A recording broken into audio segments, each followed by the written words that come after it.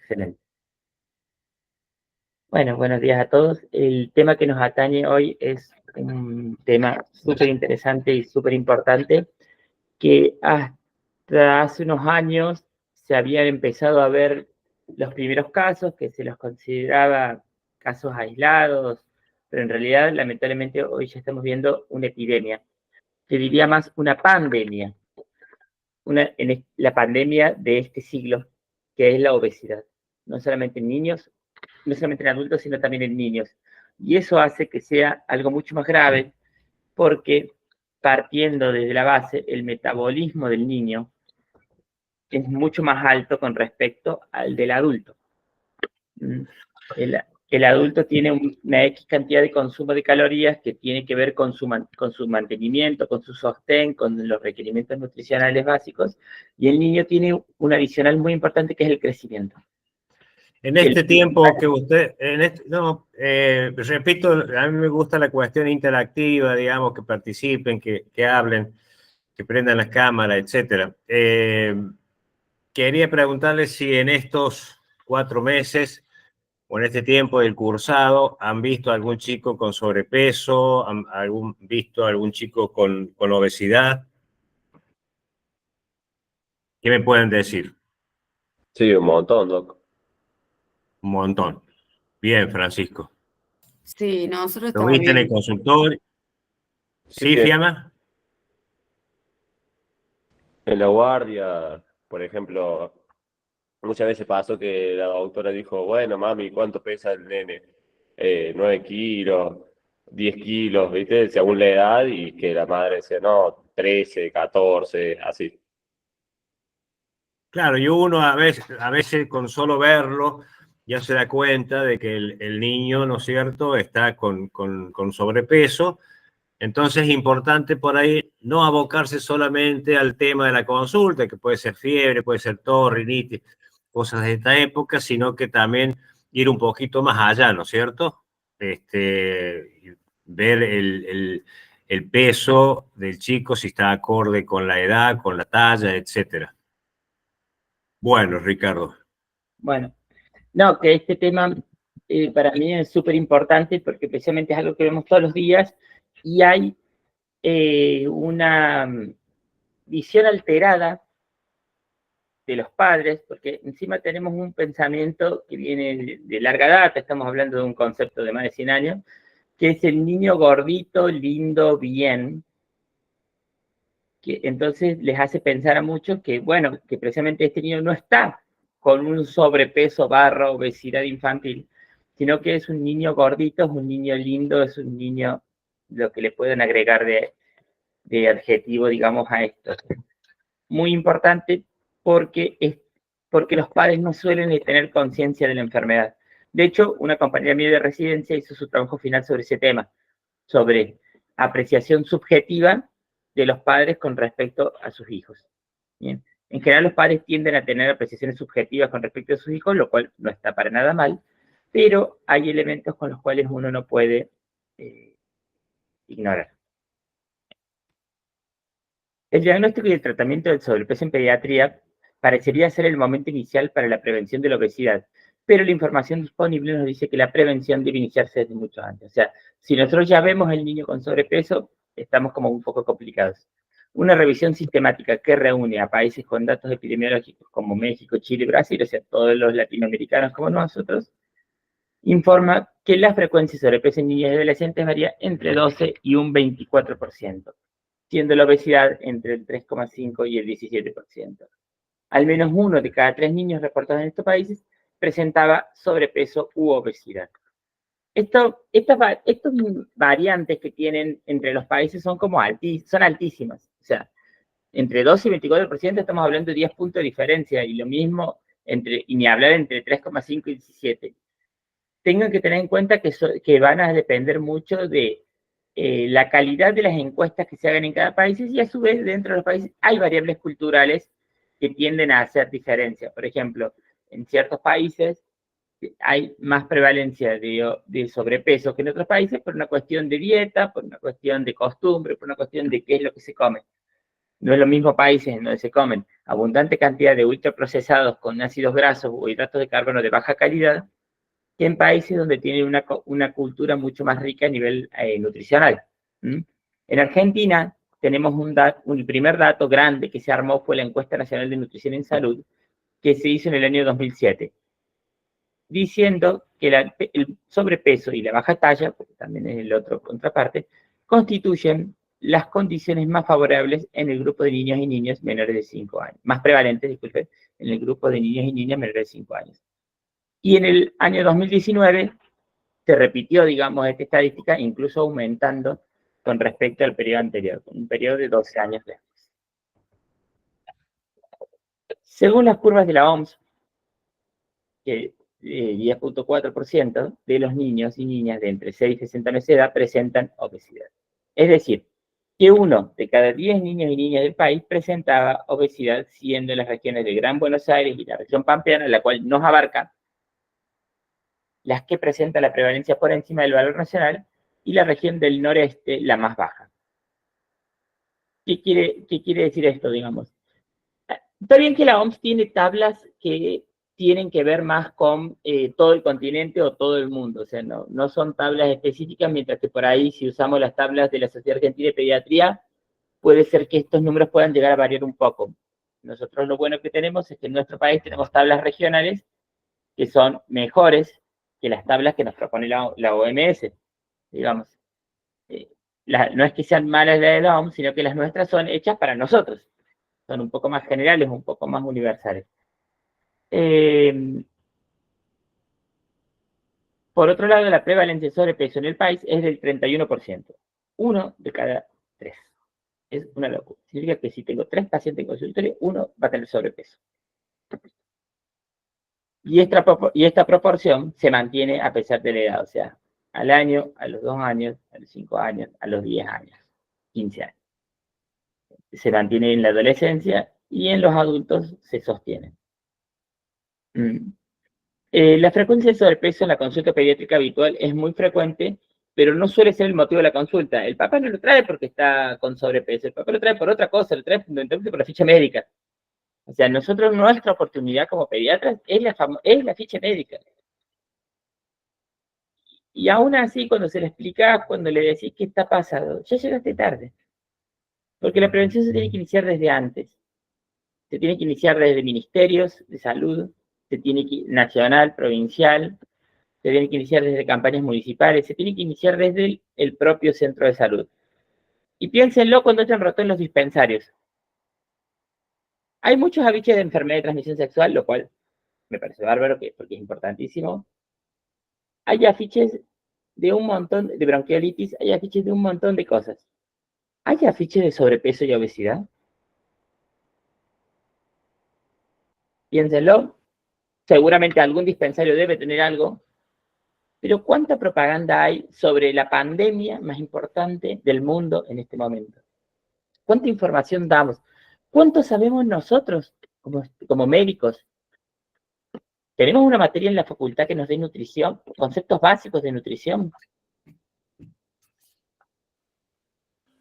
No, yo por lo menos cuando cursé la carrera de medicina y cuando cursé pediatría, no veíamos este tema así puntualmente. Y nos abocábamos exclusivamente a la desnutrición. Ni hablar.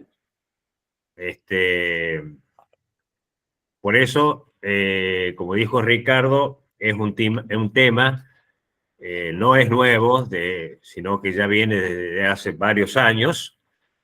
Y pareciera ser que las instituciones que tienen que hacerse cargo de esto no toman conciencia realmente de la gravedad del tema, porque tiene esta obesidad consecuencias en ese niño, en el adolescente, en el joven y en el adulto. Ni hablar.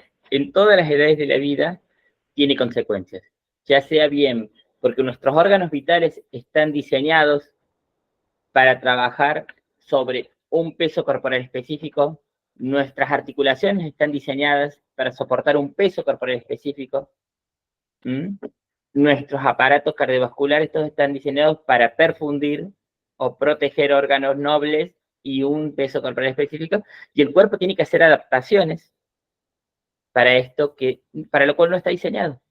¿Mm? Sí, Lo bueno sí. del pediatra es que todavía, y el médico en general, pero en pediatra en particular voy a hablar, es que todavía contamos con ese algo que yo les he hablado en otras clases mías, de que la familia te escucha y respeta bastante la mayoría de las veces lo que uno les dice. Entonces, por ahí uno hablando, si aprende a hablar, importantísimo aprender a hablar con los padres, generar empatía, generar cercanía, los padres te escuchan. Ahí puede que no te den bola, pero por lo menos te van a escuchar y ya les puede hacer un poco de ruido. Y así se empieza. Olvidemos ese lugar del médico que está parado en el altar al cual tienen que venerar porque es el que sabe todo. Y recordemos ese lugar más cercano, más charlar con tus pacientes, más decir, bueno, vamos a hacer esto, negociar incluso en algunos casos. Porque a veces el paciente no va a hacer lo que vos le decís al pie de la letra, pero vamos a hacer esto. Es para vos y para tu bien y para el de tu hijo. Entonces, yo siempre les recomiendo a todos los estudiantes, si tienen la posibilidad de hacer un taller de oratoria, de comunicación o de alguna cosa, háganlo, les va a servir. Estrategias para acercarse a las personas, estrategias para hablar con el paciente. Muy útil, muy, muy útil. Por supuesto que algunas personas nacen con don de comunicación y otras personas lo tienen que trabajar. Esto es así, la lotería genética. Pero bueno, en este caso no es genética, solamente es social. Bien. El pediatra tiene muchas oportunidades porque precisamente tenemos muchos controles o muchos momentos para poder hablar de este tema. El sobrepeso con respecto a cómo se produce es relativamente sencillo, digamos. Es un desbalance entre la ingesta calórica y el gasto energético. El gasto energético es un gasto específico que tiene que ver con el soporte vital, el funcionamiento básico de los órganos nobles y,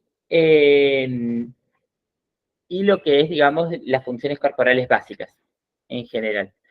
Nosotros podemos aumentar ese soporte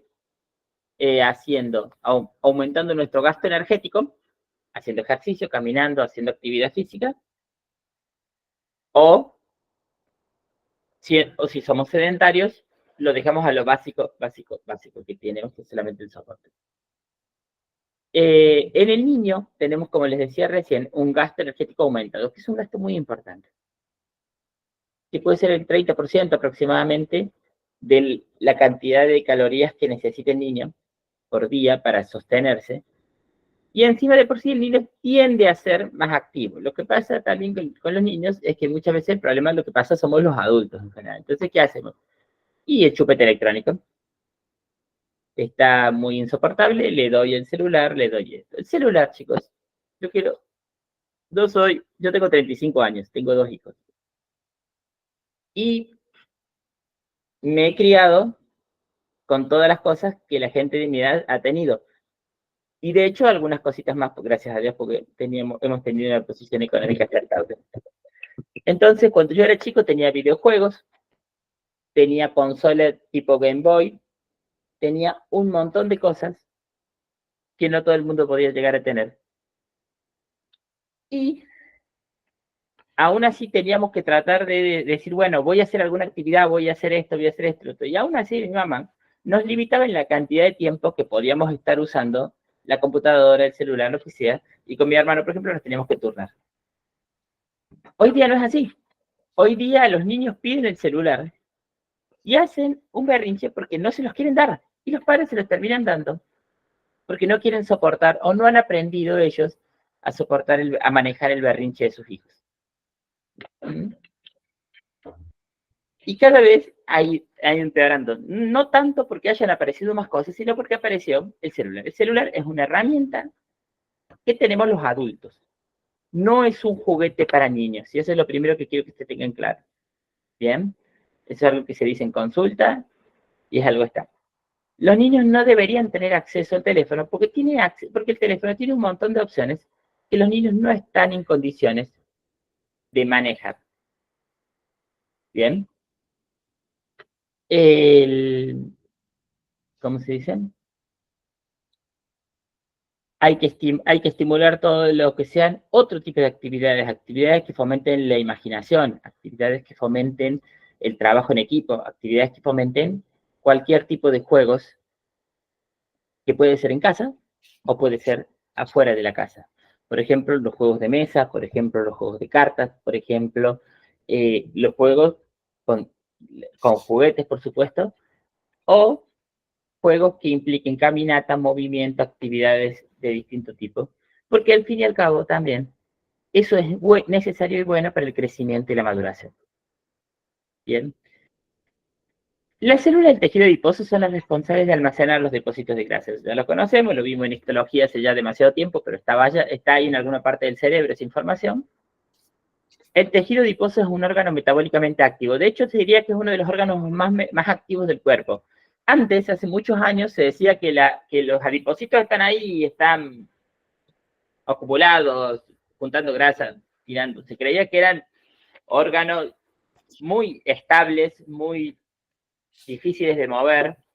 Y hoy día no, sabemos que están todo el tiempo permanentemente reconstruyéndose, eliminando ácidos grasos y generando ácidos grasos nuevos.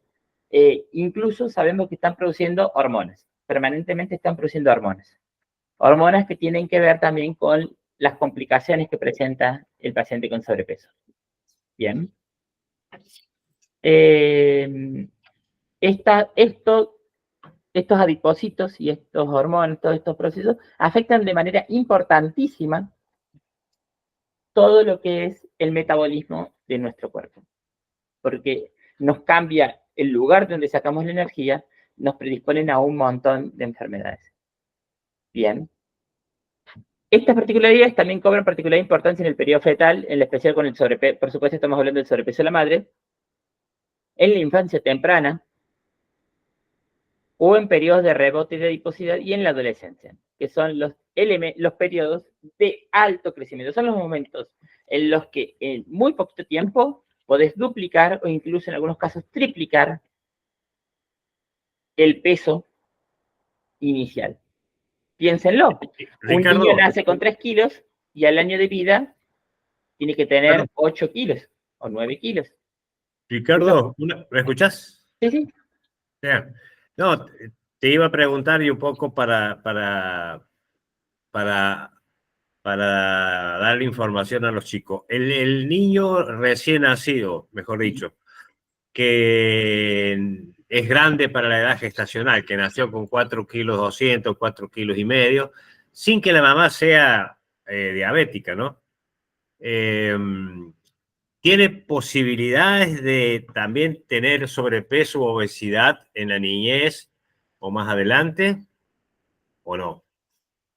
Hay estudios que hablan de la asociación de diabetes materna con sobrepeso posterior, pero sí, en cierta forma tiene una cierta predisposición, lo cual no es que lo vaya a tener sí o sí, para nada. Pero bueno, es un niño que requiere que se haga seguimiento.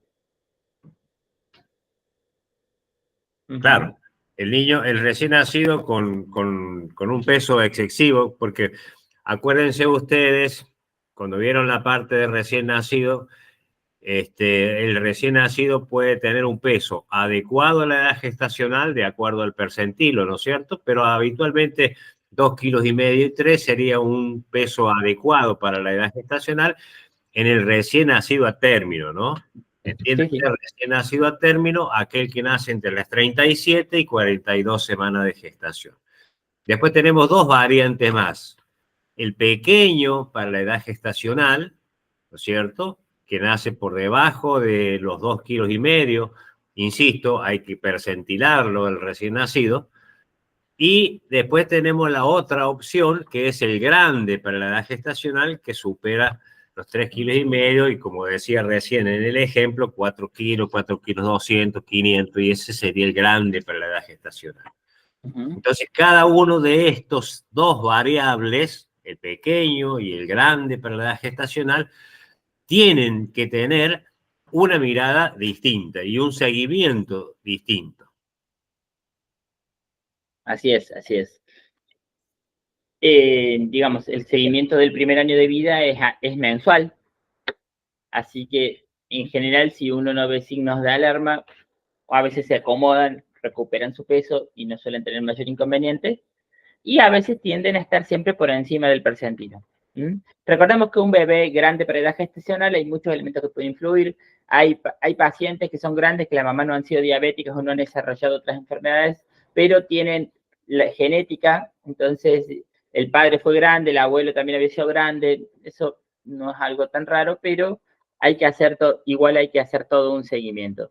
Sí, por ejemplo, hay que ver también un poco esos niños que tienen sobrealimentación, o que por ahí lloran, y el bebé llora por muchos motivos. A veces llora porque quiere que lo alcen, otras veces llora porque está sucio, otras veces llora simplemente por causa total y absolutamente desconocida. Bueno, pero universalmente chupete o teta. Si fuera teta, está bien, porque estamos hablando de algo que tiene otra forma de desarrollarse. Recordemos que la lactancia materna no es una alimentación fija, es un tejido vivo del cual se nutre el paciente, pero hay que hacer seguimiento. Muy, muy bien. Recientemente se ha traído a colación los efectos de dos hormonas en el caso de estar en valores basales y con un estilo de vida saludable tienden a evitar la obesidad. Pero con el aumento de los adipocitos tienden a aumentar en la circulación y a dificultar incluso el descenso de peso a un anticambio del estilo de vida. Estas hormonas son la leptina, que regula la adiposidad, y la grelina, que regula la saciedad. El aumento desmedido de la producción de la misma se produce en la obesidad y produce resistencia a estas hormonas. A ver, uno de los mitos más grandes de Internet es el que tiene sobrepeso o el que tiene obesidad está así porque quiere. Y si bien la fuerza de voluntad es muy importante a la hora de regular la alimentación y de lograr mejorías en la salud y de superar la obesidad, realmente, chicos, eso es un mito. La obesidad es mucho más compleja, muchísimo, muchísimo más compleja. Hay factores hormonales, nutricionales, neuroendocrinos que influyen en cómo nosotros sentimos y vivimos el sobrepeso o la obesidad, en cómo el paciente tiene problemas de ansiedad o de incluso fenómenos fisiológicos comparados a la abstinencia de dejar de fumar o de abandonar ciertas drogas que produce la obesidad y que rápidamente se sacian con el consumo de algo pequeño. Me acabo de acordar del Piti Álvarez.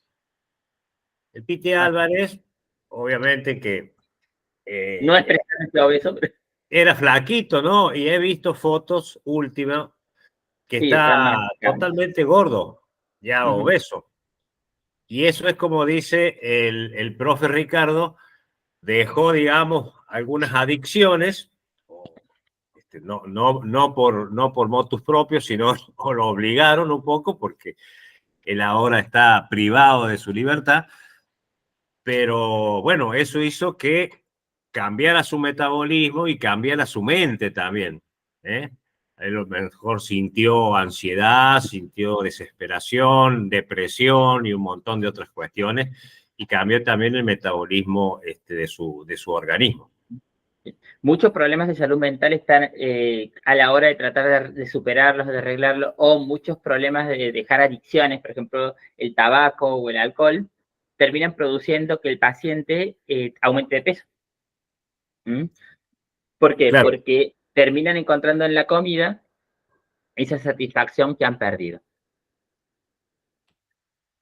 Después va a estar el PowerPoint, así que fíjense tranquilos de eso.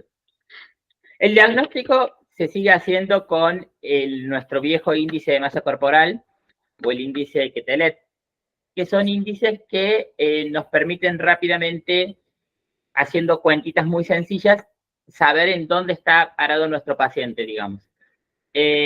Todo niño de más de 2 años debe tener índice de masa corporal, o sea, no es que yo tenga que esperar a que sean más grandes o algo, no. A partir de los 2 años, yo mido peso, talla, saco el índice. Se saca exactamente igual el índice que en un adulto. Peso dividido en el cuadrado de la talla. ¿Bien?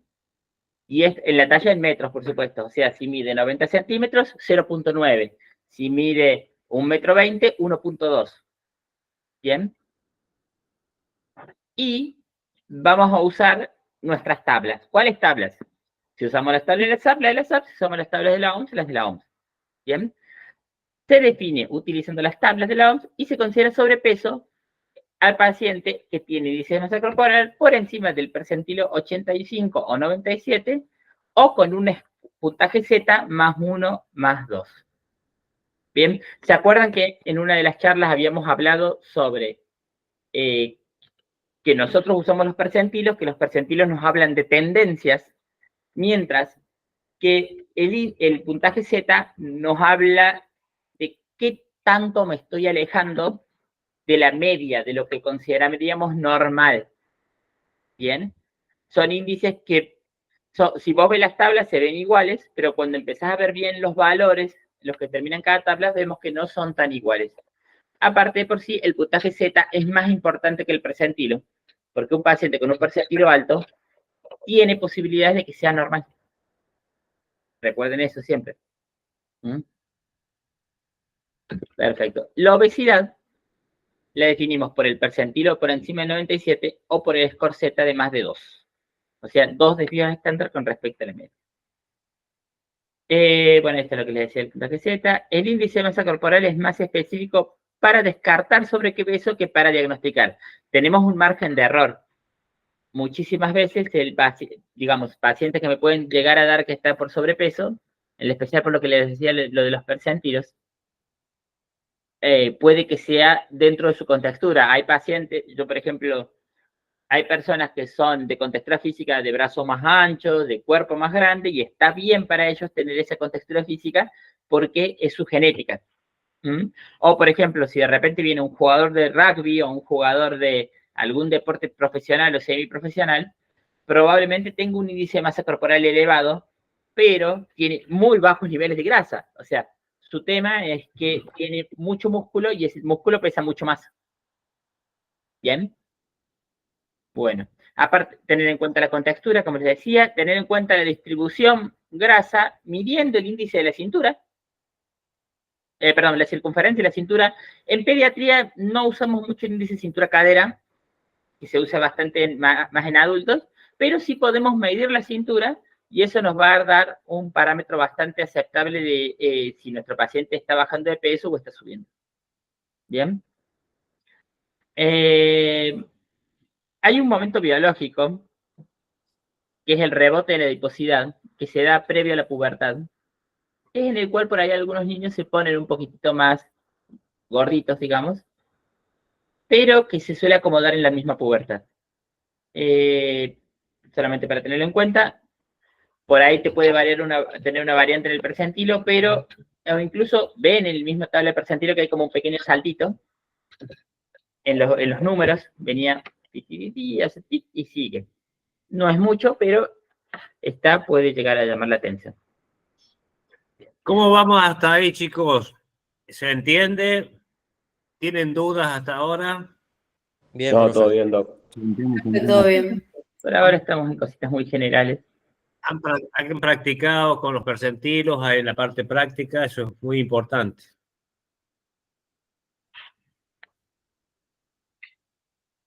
Y los que no hemos pasado por consultorio aún no, porque bueno, hemos estado en cirugía pediátrica o en neonatología que por ahí no lo utilizan tanto. Bien. En consultorio sí, los usamos un montón. Perfecto. Gracias, Lucía y Fiamma. Bueno, para consultorio, tener en cuenta, o para en general, el seguimiento sigue siendo fundamental. El índice se eleva durante el primer año, el índice de masa corporal se eleva durante los primeros años de vida, que como le dije no lo calculamos, pero si lo calculáramos veríamos que rápidamente trepa, y entre los 5 y los 7 años presenta una segunda elevación que coincide con el rebote depositario, lo que acabo de decirle.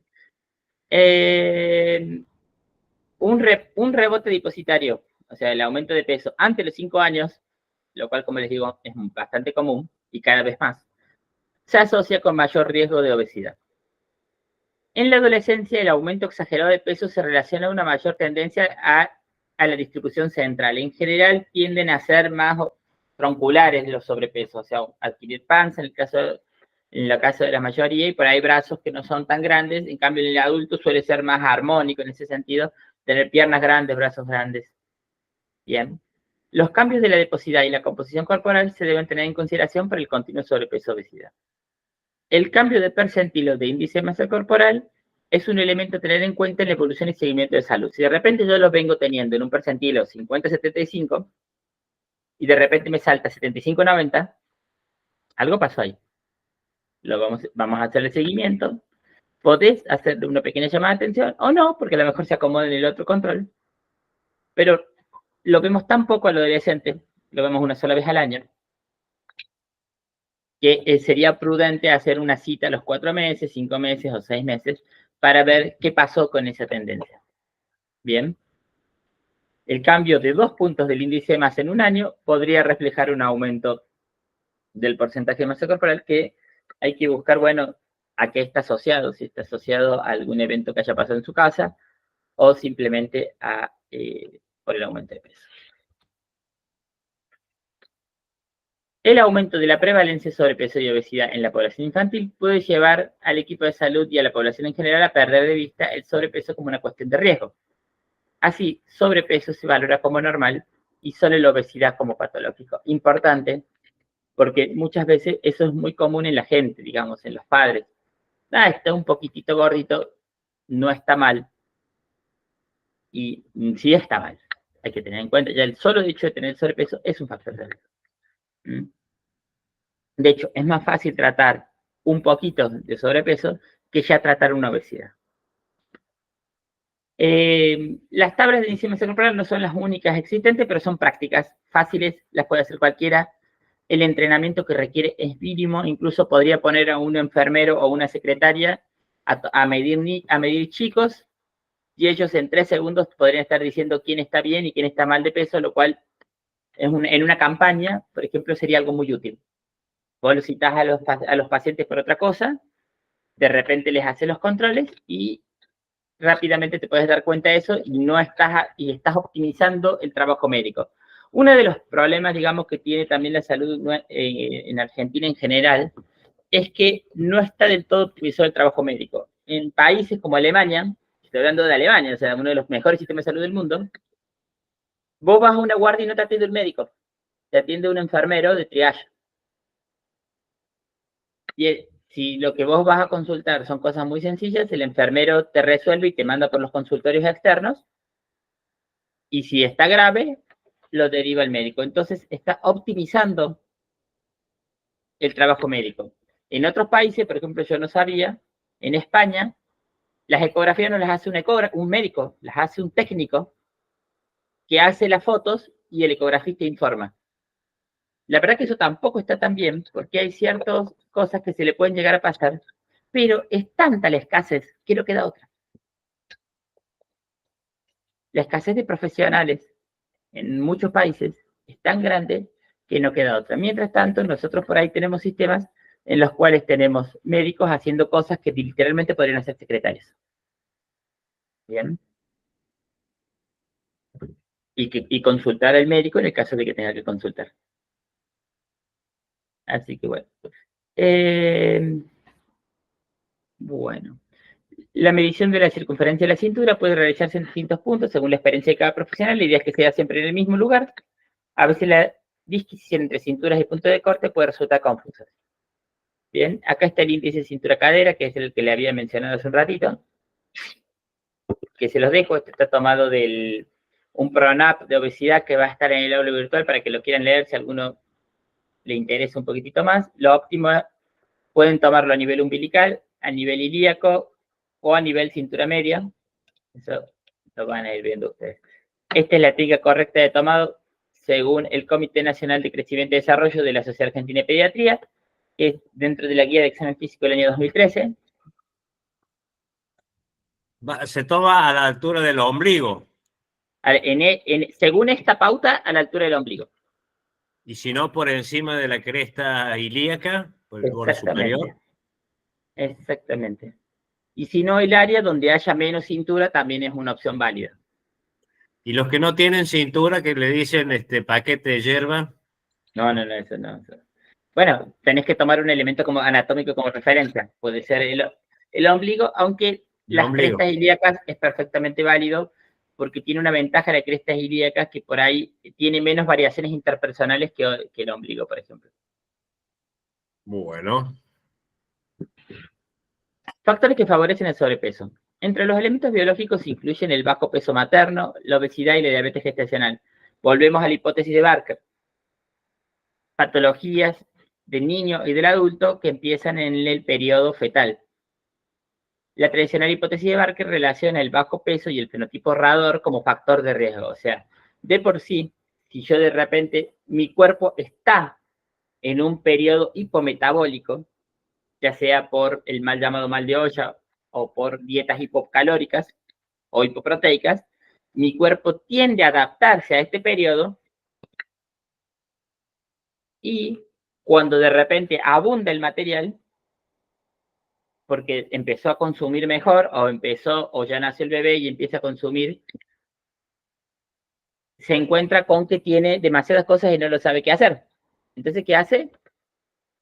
En este caso, junta grasa. El bajo peso para la edad gestacional se describe como factor de riesgo para la insulinoresistencia y la pubertad precoz. La alimentación temprana. Los argentinos tenemos todo un tema con lo que es la alimentación temprana. Y la verdad que ya a los 3, 4 meses se les empieza a dar de comer. Y cada vez hay como más movimientos con respecto a ese tema. Y la vieja tendencia de que la lactancia materna no es suficiente.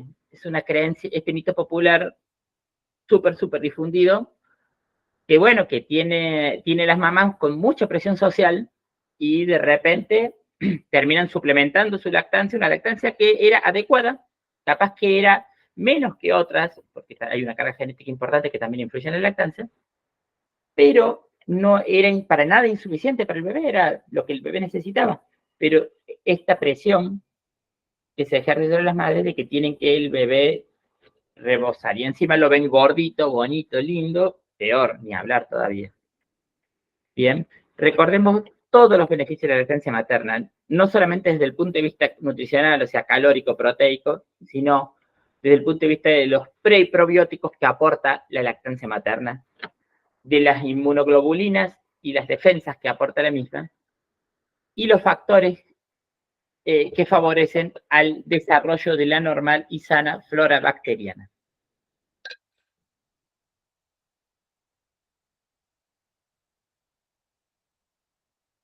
La insuficiencia de lactancia materna y la incorporación de alimentos diferentes de leche humana en momentos inapropiados puede favorecer el sobrepeso.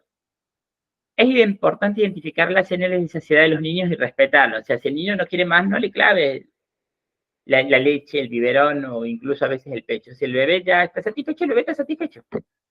Lo que pasa es que algunos bebés siguen llorando o haciendo cosas después de que, a pesar de estar satisfechos, y le ponen la teta para que sigan tomando, o el biberón para que sigan tomando. Bien. Al iniciar la alimentación complementaria, se debe tener en cuenta qué porciones les dan, porque encima nosotros tendemos a darle, yo lo he visto, a los niños porciones como las del adulto. ¿En qué cabeza cabe que darle a un niño un plato como el que puedo comer yo? O sea, yo ya de por sí como más, los adultos comemos más de lo que deberíamos comer para nuestra reserva, para suplir nuestra reserva energética. Imagínate a un niño, todo lo que le estamos dando. Bien. Por supuesto que las prácticas alimentarias familiares influyen de manera directa con respecto a los hábitos nutricionales. Si los padres comen alimentos ultraprocesados, el niño va a comer alimentos ultraprocesados. Si los padres no comen verduras, el niño no va a comer verduras. Bien. Y después tenemos por el otro lado la gente desinformada o mal informada, de los cuales no son todos, gracias a Dios, pero por ejemplo con las dietas, por ejemplo, el veganismo o el vegetarianismo. Lo cual no estoy haciendo una contra ni una crítica a los veganos ni a los vegetarianos, porque la verdad que están muy bien informados en muchos casos.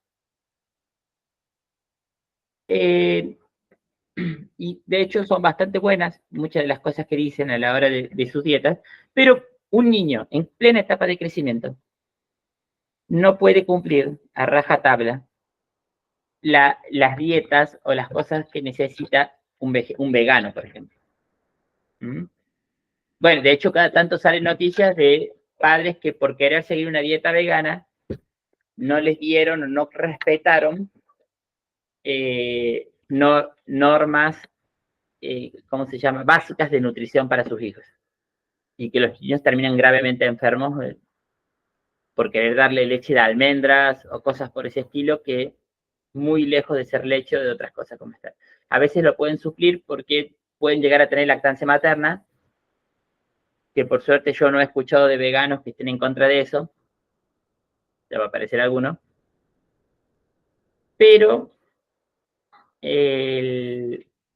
que sí, cuando empiezan la alimentación complementaria, el niño necesita grasa para madurar su cerebro, el niño necesita, y es muy importante, porque la formación y maduración de los axones, de las neuronas, son claves. Bien. Las relaciones familiares tienen un rol central en las prácticas alimentarias. Bueno, listo. Esto que dice el doctor Alonso es muy importante. Los ácidos grasos esenciales, el DHA, el ácido araquidónico, etcétera, son muy importantes para la neurogénesis y también favorecen la rodopsina, o sea que favorecen también la parte visual. Sé que eso es muy importante y lo aporta la leche de madre. Las leches de fórmula antes no traían esto, y bueno, con el tiempo las empresas productoras de leche de fórmula se dieron cuenta que necesitaban esto, bueno, y ahora sí lo incorporaron. Tal cual, tal cual, tal cual.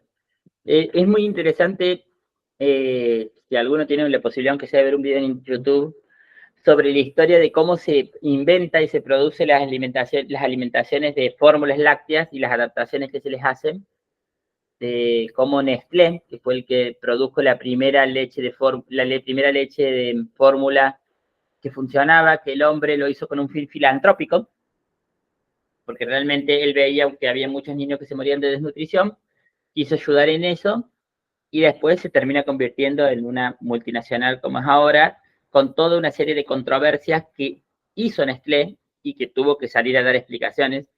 Les recomiendo mucho que busquen la historia, es muy interesante. Si bien tenía muy buena intención el señor Henry Nestlé, con los años la empresa hizo muchas cosas muy cuestionables.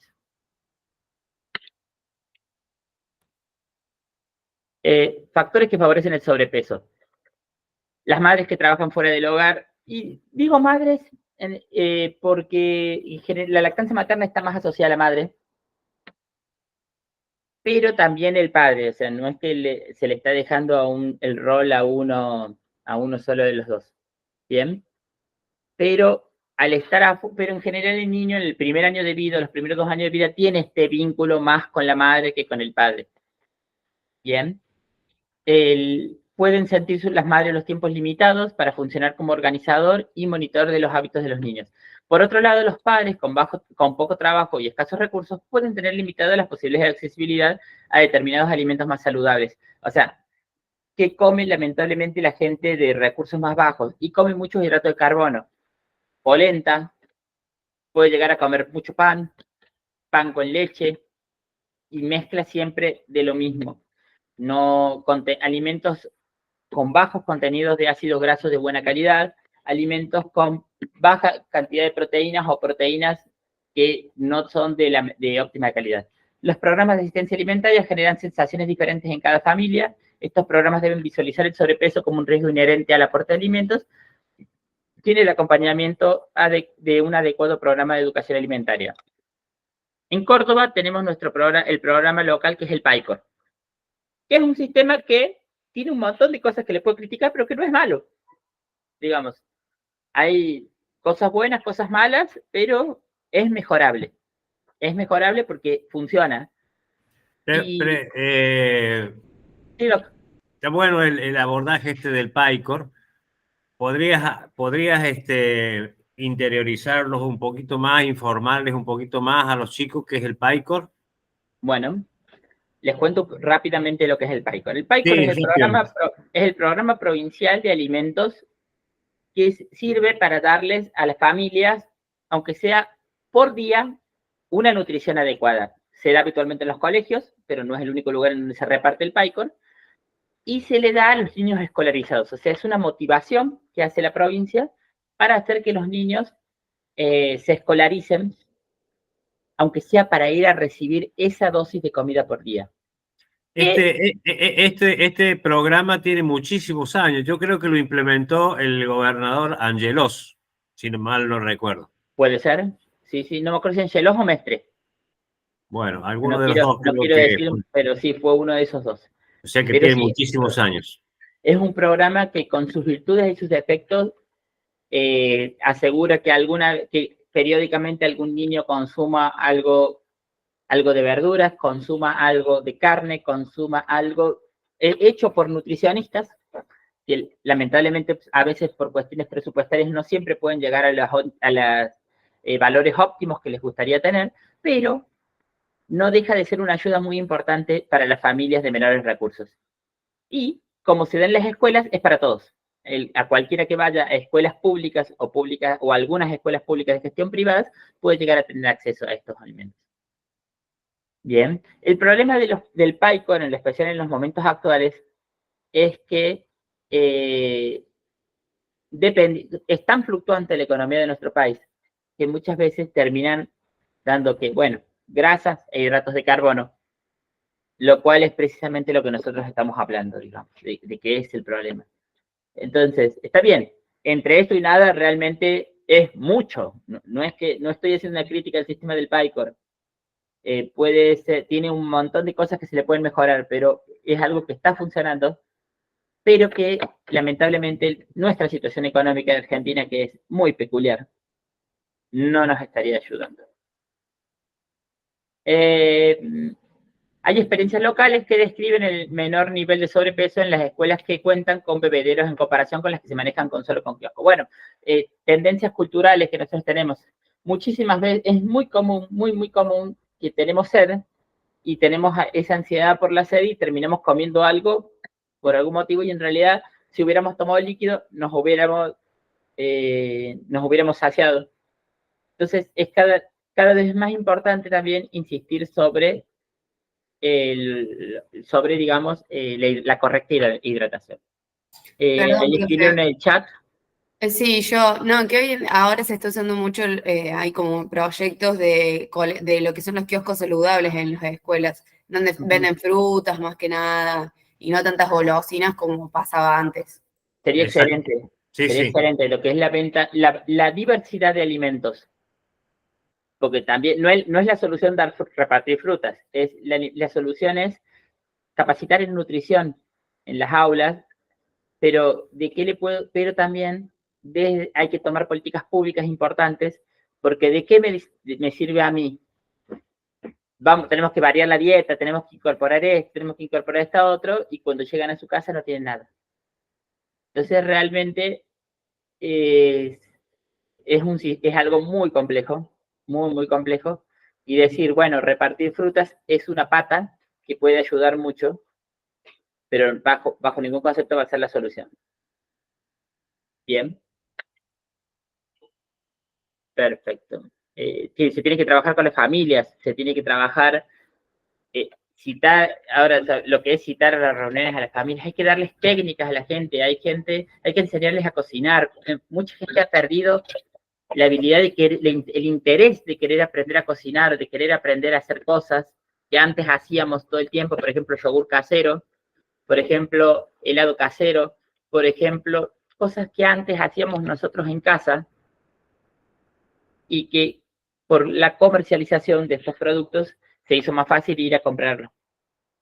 Sí, ¿Mm? me parece, profe, que también al lado de lo que es la alimentación saludable es importante que los papás manden también a hacer actividad física a los nenes, que hoy por ahí pasa mucho de que hacen o a lo mejor actividades con la computadora o otro tipo de actividades y muchas veces no gastan esa energía que deberían gastar los niños. Exactamente, Claro, el gasto claro. energético es muy importante, digamos, o sea, pero ahí influyen otras cosas, influyen entre ellas la seguridad. ¿Vos con qué tranquilidad mandarías a tus hijos a jugar a la plaza si de repente sabes que que hay tanta inseguridad? Eso pasa en mucha gente tiene encerrados a sus hijos por ese tema. Yo Sí, cuando era chico salíamos a la calle con a jugar con mis compañeros, y hoy día ya no lo veo más a eso. sí, bueno, nosotros por ahí somos de pueblos y bueno, eso es más normal, pero bueno, el hecho de también por ahí mandarlos a que realicen una actividad física como deporte o ese tipo de actividades, que bueno, que también es real que en las ciudades esto cuesta un poco más porque los papás son los que tienen que llevar a sus hijos, esperarlos, después buscarlos, que a lo mejor Claro. en el pueblo uno se va solo al deporte. Te digo que se puede hacer en la ciudad. Decir, bueno, hoy salimos a caminar, salimos a pasear. Y eso no sea, y eso mucha gente no lo hace, ya sea porque está cansado, por sus tiempos o por lo que sea. Hay muchas cosas para hacer con respecto a lo que son actividad y movimiento físico, expresiones corporales. ¿Mm? Hay que hacer más políticas. Y era lo que les decía, en los dispensarios o en los centros de salud donde ustedes han estado, ¿cuántas campañas de promoción de la alimentación saludable y de la actividad física o de prevención del sobrepeso o la obesidad en general hay? Lamentablemente pocos. Y encima no tienen demasiada información, son como muy escuetos. ¿Mm? Nosotros, ustedes que son la nueva generación, ustedes ya son nativos digitales. Yo viví en la etapa que cuando yo era chico era todo analógico y se pasó al digital. Pero todo lo que es la divulgación médica por vía digital es lo que está en este momento vigente. O sea, pensar que porque pego un afiche voy a mejorar algo es nada. Realmente hay que hacer verdadera difusión. Hay demasiada gente difundiendo bulos, ya sea porque quieren o venderte algo, normalmente porque te quieren vender algo, porque te quieren vender dieta, planes, lo que sea, para que vos compres, ellos puedan hacer su dinero y no te dan verdaderas cosas basadas en políticas públicas o en pensamientos realmente conjuntos y te dicen, bueno, haz esto, otro, haz esto, otro, haz esto, otro, vas a ver que vas a bajar de peso. No, hay que estudiar al paciente, hay que estudiar a la persona. Y lo peor de todo es que nosotros, los médicos, los pediatras en particular, no estamos tampoco tan calificados para hacerlo, porque no nos han dado la formación adecuada con respecto a esos temas. Les voy a contar algo. En la residencia de pediatría hay un módulo completo muy grande sobre desnutrición infantil y el de obesidad es chiquitito. O sea, realmente estamos errándole el camino en ese tema. Bien.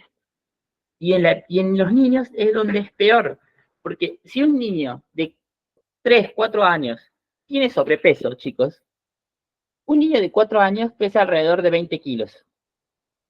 Significa que su requerimiento calórico por fórmula de Holiday, que ya lo vamos a hablar un poquito más adelante cuando veamos, son de 1500 calorías por día. Ese es su requerimiento basal para crecer, para ni siquiera para crecer tanto, para mantenerse y hacer un aceptable pequeño crecimiento. Entonces, ese niño que tiene 1500 calorías, significa que está comiendo más de 2000 calorías por día. Más que un adulto. Es una locura. Porque para aumentar de peso, tiene que consumir esa cantidad todos los días. Así que, bueno, nada, yo me asusto. Los programas de asistencia alimentaria generan sensaciones diferentes en cada familia. Bueno, lo que dijimos, en Argentina tenemos elementos muy culturales con la comida, en especial que van alrededor fundamentalmente de la carne, pero bueno, cada país tiene sus cosas con respecto a la comida. Bien. Hay experiencias locales que describen un menor nivel de sobrepeso en las escuelas que cuentan con bebederos, que veníamos dicho. Podríamos disminuir el riesgo de sobrepeso con la organización de actividades recreativas y deportivas que incluir a todos los chicos según sus diferentes habilidades. La escuela es uno de los ámbitos más oportunos de intervención y educación. La escuela es re importante, chicos. No, sigue siendo la cuna de casi todo y sigue siendo la cuna de las políticas públicas. O sea, las políticas que han dado mejor resultado es porque han iniciado en la escuela. Las creencias, sentimientos y percepciones de las madres en relación a los alimentos de sus hijos, particularmente en los hogares de escasos recursos, tienen que ver con todo su futuro, su trabajo, sus posibilidades económicas y las presiones incluso de los demás. Nunca está alguien metiche que dice eso que le está dando es poquito, lo veo muy flaco, lo veo esto. Y la inseguridad, volvemos a lo mismo. Tenemos muy poca educación alimentaria. En unas familias argentinas puede convivir un desnutrido con alguien con sobrepeso.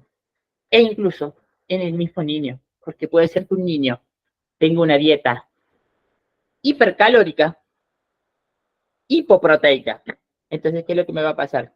Me va a dar un sobrepeso por aumento de las calorías, pero no va a tener las proteínas que necesita el niño. Imagínense lo grave que suena esto. No es un problema de Argentina, es un problema global, pero bueno. Muchas madres creen que el sobrepeso es normal y que mejorará con el famoso estirón, el crecimiento, que es la curva de crecimiento rápido de la adolescencia. Y en otros casos pueden hablarte, bueno, está con sobrepeso, qué sé yo, pero no lo terminan de entender. No piensan que el sobrepeso de ahora lo va a matar cuando tenga 40 años o 50 años, porque va cada vez a empeorar. No piensan, es como el que se toma la aspirina todos los días porque dice, bueno, la aspirina del niño es buena para el corazón, me voy a tomar una aspirina completa y en 10 años tiene un fallo renal por ingesta de AINES.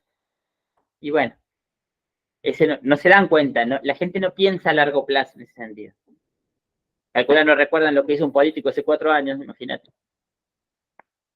Hay factores más novedosos en relación a la predisposición al sobrepeso, como la relación entre la duración y la calidad del sueño. Bueno, eso es re importante y cada vez está tomando más importancia. Antes no se le daba no se le daba el lugar con respecto a lo que es la adecuada salud del sueño. Hoy día, por suerte, estamos cada vez un poco más informados con respecto a esto. Y las bebidas gaseosas, bebidas carbonatadas, tienen una altísima prevalencia en el consumo de los niños en edad escolar. La infancia y la adolescencia. En la infancia y la adolescencia, la obesidad con aumento de la grasa abdominal se asocia a un mayor riesgo de hipertensión arterial, de dislipidemias, de apneas nocturnas, de esteatosis hepática, de alteraciones del metabolismo de la glucosa y de diabetes tipo 2. Chicos, estamos viendo todo lo que acabo de leer que suena a un hombre de 50 años en chicos de 16 años. Obesidad, hipertensión, dislipidemias, apneas del sueño, esteatosis hepática. La esteatosis, no saben lo frecuente que es la esteatosis hepática. 16 años. Es una locura. El síndrome metabólico, esto ustedes ya lo han visto, es una entidad integrada por diversas anomalías metabólicas que en conjunto constituyen el factor de riesgo para el desarrollo de enfermedad coronaria y de diabetes. Hay distintos criterios. En pediatría, nosotros vamos a usar los criterios de Cook, que dice que él estableció haciendo una adaptación de la ATP de adultos y se la modificó a la definición de la SAP, que es la que vamos a hacer.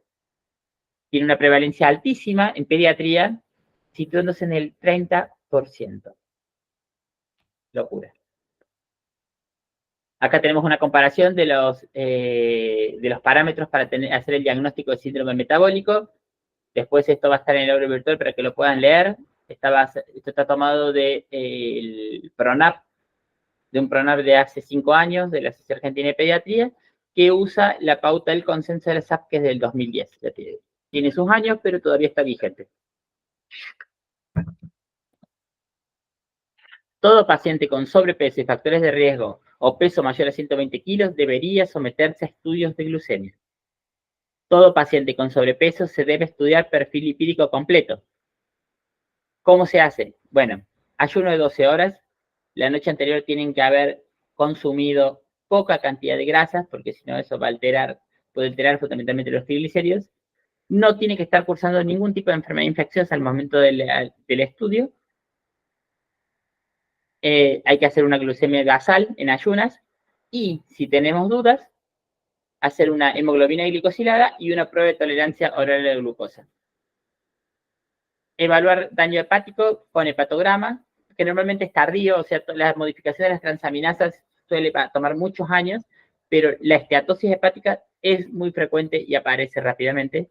Siempre controlar la TA. A veces parecía que nos olvidamos que los niños tienen tensión arterial. A partir en todas las etapas de la vida se debe tomar la tensión arterial. Entiendo que por ahí tomársela a un bebé de 5 meses, no siempre tener los manguitos para poder hacerlo, deberíamos, pero a partir de que ya tenés, de que el niño puede cooperar y de que le podés tomar la tensión arterial, hay que hacerlo. Y siempre preguntarle a los papás sobre los trastornos del sueño. ¿Cuál es el trastorno del sueño más frecuente en los niños?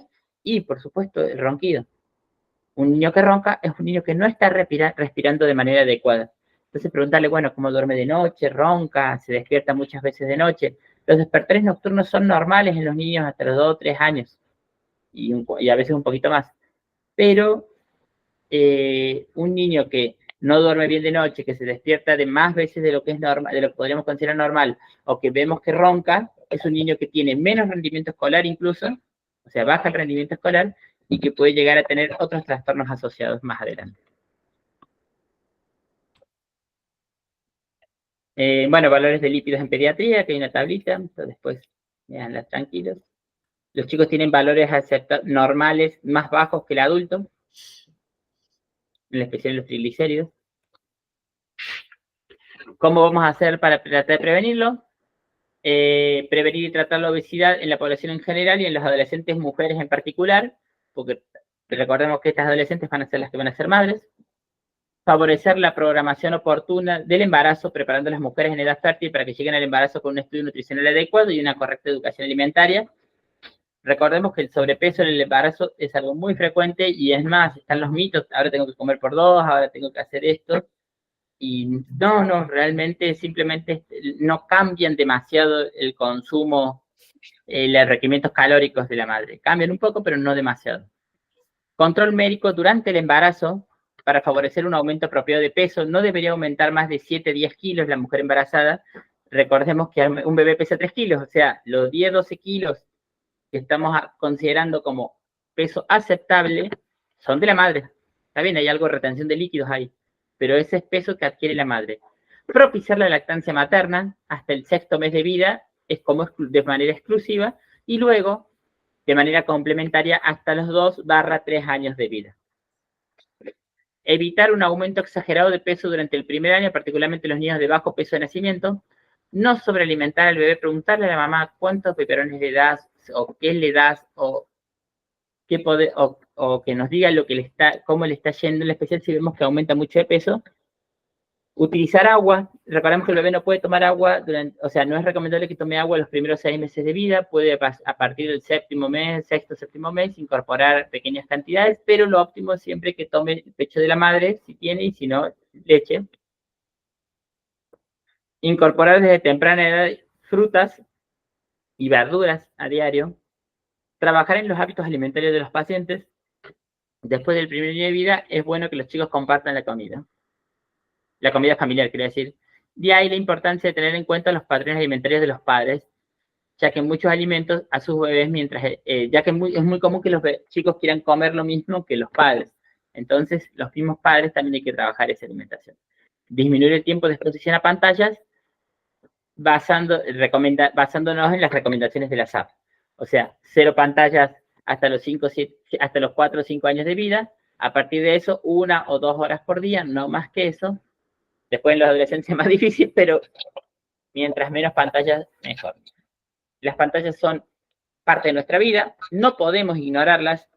Pretender ignorarlas realmente nos va a mantener en el siglo pasado, literalmente, y este siglo empezó hace 24 años, así que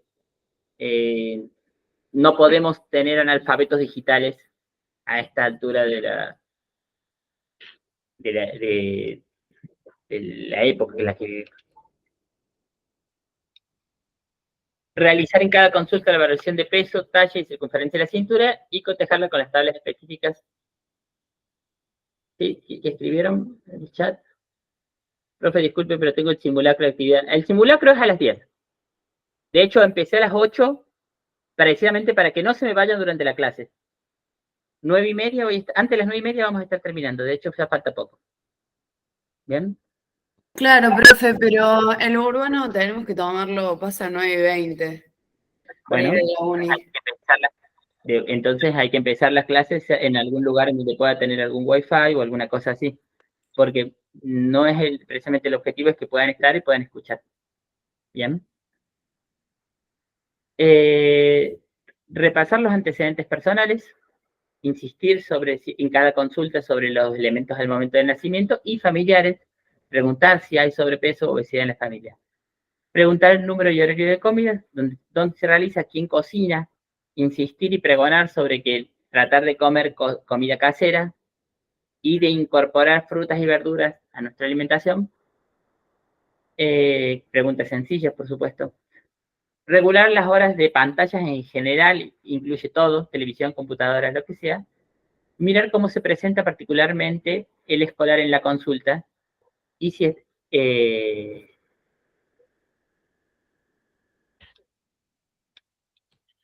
y estimular las actividades físicas.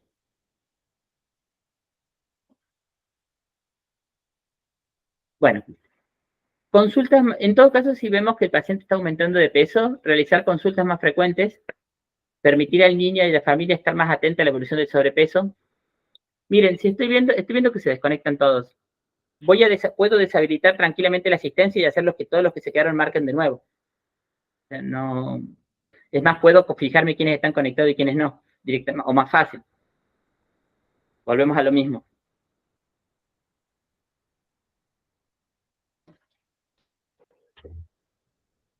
Indicar respetar los horarios de comida, evitar comer fuera de los horarios de comida, evitar el picoteo. Bien, insistir sobre las porciones, trabajar sobre las porciones. En la clase de alimentación complementaria se les dio una charla con el famoso plato de comida para ver cuánto se tienen que dar, cómo se tiene que dar y más o menos, y aprender lo básico sobre el recuento de calorías para tener en cuenta. Trabajar sobre la alimentación, mandarlos al nutricionista o hablar y hacer campañas en conjunto con el nutricionista, porque muchas veces vos los mandás al nutricionista y no van. Y no sirve de nada que vos desde el consultorio los mandes y los pacientes no vayan. Recordar que actividad física es cualquier movimiento del cuerpo, o sea, caminar fundamentalmente. Eso es algo, o sea, promover salidas familiares, cositas pequeñas, pero que ayudan muchísimo. Recordar que el tratamiento es multidisciplinario. Si ya el paciente llegó con una obesidad, llegamos tarde. Trabajar con todos los especialistas. Darle la importancia que tiene el sobrepeso, muy, muy importante. Bueno, tratar de trabajar con el nutricionista especialista en el tema y valorar la posibilidad de la consulta con el diabetólogo. La consulta con el diabetólogo es fundamental. Parece una estupidez, muchas veces no lo quieren mandar, no, mi hijo no es diabético. Pero el diabetólogo tiene una visión muy distinta de la que tenemos nosotros a la hora de apoyar, a la hora de dar recomendaciones y a la hora de incluso ver si hace falta dar medicación. Porque hay pacientes que, aunque yo les diga un montón de cosas, no van a modificar. Entonces, por ahí, el diabetólogo tiene un montón de herramientas que nosotros los pediatras o los médicos generalistas no tenemos. Les dejo la bibliografía y les dejo una pequeña reflexión para que tengan. Perfecto. Muchas gracias, Ricardo. Muy linda, muy instructiva, muy completa la clase. Quedamos abiertos a preguntas, a comentarios, aportes.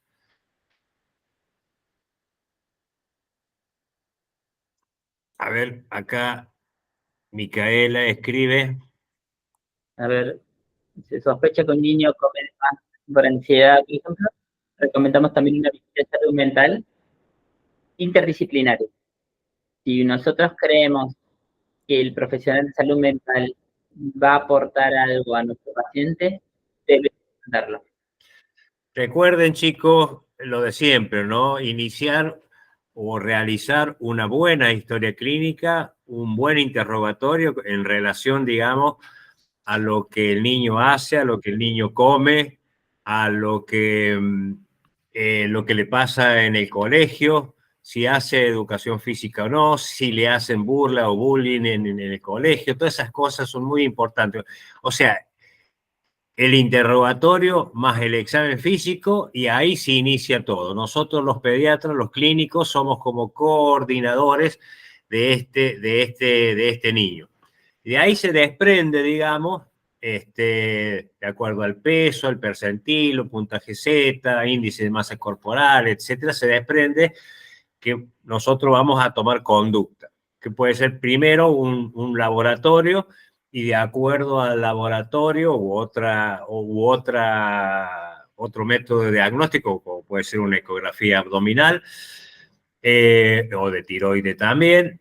Después vienen las interconsultas, ¿no es cierto? Como dice el profe Ricardo, es un manejo interdisciplinario lo que debe recibir este niño o esta familia en general. ¿Preguntas?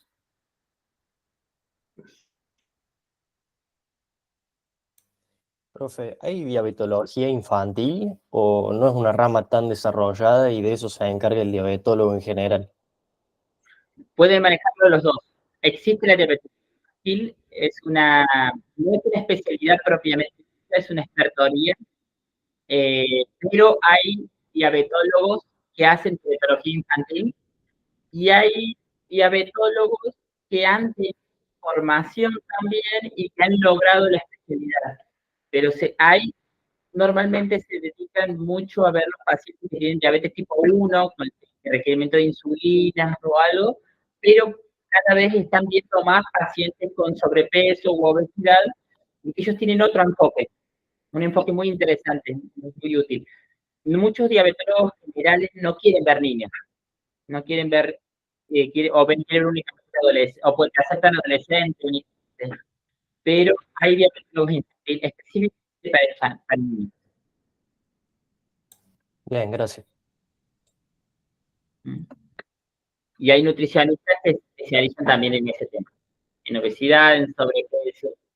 Y lamentablemente el problema es insistir con el tema de los bulos. Muchísima información de pésima calidad en Internet, dietas que no tienen evidencia científica comprobable, para bajar de peso, que funcionan, bajas de peso, pero después cuando modificaste ese hábito, porque era un hábito hipocalórico al fin y al cabo, tenés un rebote y no funciona de esa manera como para lograr un descenso de peso sostenido en el tiempo. Perfecto, está muy buena esta aclaración. Ojo con estas cuestiones que por ahí sirven en los adultos, no lo sé, pero en los niños no. Medicinas alternativas, no. Vamos a lo alopático. No, es que hay un error que comete la gente. Yo tomo el teyuyo porque es natural. Y la medicina natural es una forma de medicina alopática. O sea, lo mismo que hacemos nosotros, nada más que no sabes qué estás tomando, cuánta cantidad estás tomando, ni los efectos adversos de lo que estás tomando. O sea, la medicina natural es una forma de medicina alopática. Claro. Le gusta a quien le gusta. Me tomo el yuyito porque me hace bien para la panza. Y capaz que ese yuyito tiene una fórmula parecida a la domperidona o a lo que sea que se tome. Bueno, chicos, que tengan un lindo fin de semana.